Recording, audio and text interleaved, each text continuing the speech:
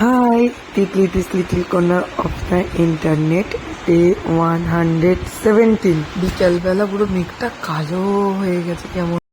বাবা বাইরে জ্বর উঠেছে লাড্ডু, জ্বর উঠেছে বাবা। বাইরে কি জ্বর উঠেছে দেখি, কি মুষলধারে ঝড় উঠেছে। লাড্ডু দিকে চুপ করে বসে বৃষ্টিটা উপভোগ করছে। তারপরে টিফিন কমপ্লিট করলাম, রেডি করিয়ে পিপির বাড়িতে দিয়ে গেলাম। পিপিকে বললাম তুই তো রাখ, আমি আসছি ড্রেসটা পরে। রেডি হয়ে তারপর ওকে আনতে গেলাম পিপির বাড়িতে। গিয়ে দেখি দুজন মিলে খেলছে, পিপি আর ও পিঙ্ক কালারের একটা লাইট জ্বালিয়ে দুজন মিলে খেলছে। পিপি বলছে আয় লাইটটা বন্ধ করে গেল না বলে আমার সাথে যেই বেরিয়েছে কাকাইয়ের সাথে দেখা, কাকাই আর ঠাম্মির সাথে।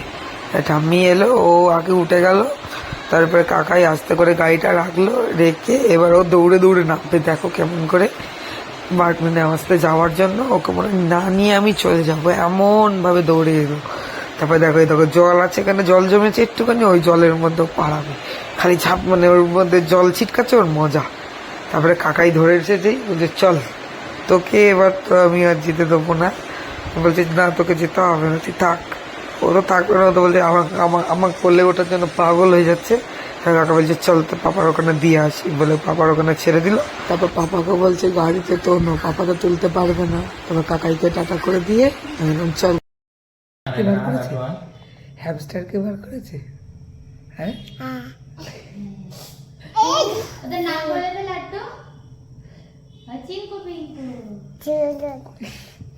কি বার করেছে চ দেখাচ্ছি। এটাই হলো সেই চিঙ্কু মিঙ্কু মানে হ্যামস্টার, আমরা বলি বিদেশি ইঁদুর।